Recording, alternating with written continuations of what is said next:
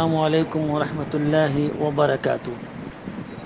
عنوان ہے وقف امنڈمنٹ بل، اردو میں وقف ترمیمی بل۔ واقعہ اس طرح ہے، 8 اگست 2024 لوک سبھا میں وقف ترمیمی بل یعنی وقف امنڈمنٹ بل پیش ہوا، جس پر کافی ہنگامہ ہوا۔ مسلم ایم پیز اور سیکولر ایم پیز نے وقف امنڈمنٹ کی پیشی پر زبردست احتجاج کیا، جس کا اثر یہ ہوا کہ وقف امنڈمنٹ بل پر غور و فکر کے لیے جوائنٹ پارلیمانی کمیٹی تشکیل دی گئی۔ جوائنٹ پارلیمانی کمیٹی، جسے جے پی سی کہا جاتا ہے، جے پی سی نے بھارت کے سارے عوام سے حمایت کرنے یا رد کرنے پر اپنی رائے مانگی ہے۔ مسلم پرسنل لاء بورڈ، جس میں ہر مسلک اور جماعت کے بڑے بڑے علماء دانشوران شامل ہیں، مسلم پرسنل لاء بورڈ نے ہندی اور انگریزی میں وقف امنڈمنٹ بل کو پرزور طریقے سے رد کرنے کا ایک مضمون بنایا ہے اور ایک کیو آر کوڈ بھی جاری کیا ہے۔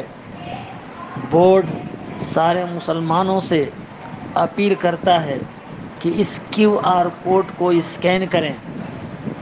اسکرین پر مضمون آ جائے گا، آپ کو صرف سینڈ کر دینا ہے۔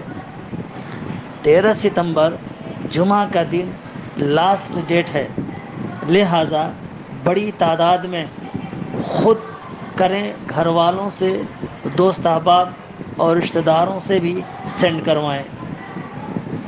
وقف امنڈمنٹ میں 40 ترامیم میں سے یعنی تبدیلیوں میں سے 3 بڑی تبدیلیاں اس طرح سے ہیں جو بہت ہی خطرناک ہیں۔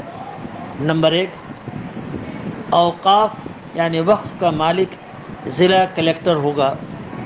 نمبر 2، جن اوقاف یعنی وقف کے کاغذات دستاویزات نہیں ہوں گے، وہ سارے اوقاف مشکوک ہوں گے، شک کے دائرے میں ہوں گے۔ نمبر 3، وقف بورڈ کا سی ای او یعنی چیف ایگزیکٹو آفیسر اور دیگر عہدیداران غیر مسلم بھی رکھے جا سکتے ہیں۔ اس صورت میں اوقاف کے لیے خطرہ ہی خطرہ ہے۔ وقف کیا چیز ہے؟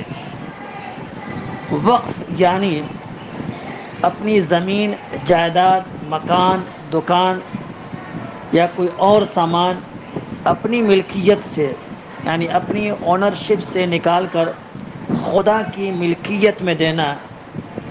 اب اس وقف کا مالک اللہ تعالیٰ ہو جاتے ہیں، بندے کا اختیار ختم ہو جاتا ہے۔ وقف کی شرعی حیثیت۔ وقف کی شرعی حیثیت یہ ہے کہ وقف کی چیزیں نہ بیچی جا سکتی ہیں، نہ ہدیہ کی جا سکتی ہیں، اور نہ ہی اس پر وراثت جاری ہو سکتی ہے۔ تو ہمیں بڑی تعداد میں اسکین کرنا ہے، کیو آر کوڈ کو اسکین کرنا ہے اور سینڈ کرنا ہے۔ ہم میں سے ہر شخص کو اس سلسلے میں ہلچل کرنا ہے، سرگرم عمل رہنا ہے۔ اللہ حافظ۔